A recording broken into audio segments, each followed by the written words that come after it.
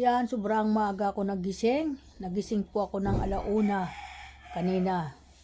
1:00 po ako nagising. Do pagising ko, naglinis na agad ako ng mga alaga ko, kulungan. Nagpakain. Yun po yung ginawa ko kasi ako po ay magtitinda na naman sa labas. Sasama na naman ako ng asawa ko. Di ko alam kung sino magbubukas ng tindahan ko, kung yung kasama ko dito sa bahay, yung katulong ko. Sabi ko buksan niya, sabi ko gano'n. Iyon, di sasama na naman nila ako ngayon, dahil wala naman sa kanila ibang sasama kung hindi ako. Kaya, ayan ako ngayon. Nagising po ako ng 1:00, tapos yung asawa ko tulog na tulog. Sabi ko, tapos ito ngayon, ano oras na ngayon? Tinan mo. Ano ito? Alas 5 pala, mga busing. Biro mo, ang aga-aga ngayon. Pero maganda yung gising ko dahil malamig lang yung ulo ko. Kasi hindi masyado mainit ngayong gabi.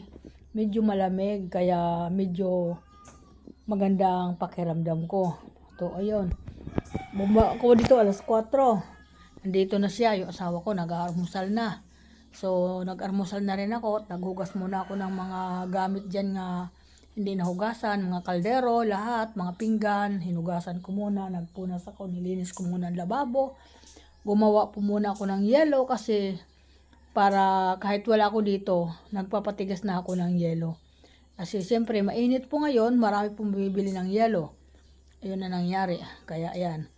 So, nag-stock na ako doon sa kabila sa tindahan ng yelo. Dito ko pinapatigas sa freezer ko, tapos dinadala ko na lang doon, matigas na para madali. Kasi malaki naman yung freezer ko dito. Ayan po nangyari. Tapos, ngayon, nagagayak na kami sa amin mga dadalahin, sa amin pagtitinda. Kasi may kausap ako na mga customer kahapon, kaya babalikan namin ngayon. Ayan, wala pa yung driver namin. At iyon nga po, kagabi dumating yung apo ko. Nagulat pa ako, sabi niya, Lula, akala ko ano nangyari. Nagulat ako. Bakit? Sabi ko, ano nangyari sa'yo? Kailangan ko po ng dahon. Anong dahon? Dahon ng saging. Sabi ko, bakit? Anong gagawin mo sa dahon? Sabi ko nga gano'n. School daw nila biglang tumawag at tatawag-tawag lang daw sa kanya. Ano ang gawin niya sa saging? Ay gagamitin daw po parang damit. Ginagawa bang damit ang dahon ng saging? Parang project yon, sana isang gagawin nila doon na gagawin nila para gagawin damit para siguro maganda sa kanilang program.